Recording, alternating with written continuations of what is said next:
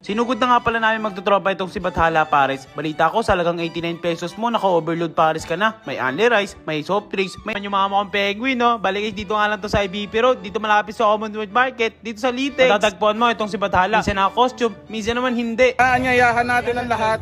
Andito si Bathala na kumain sa ating Marisan.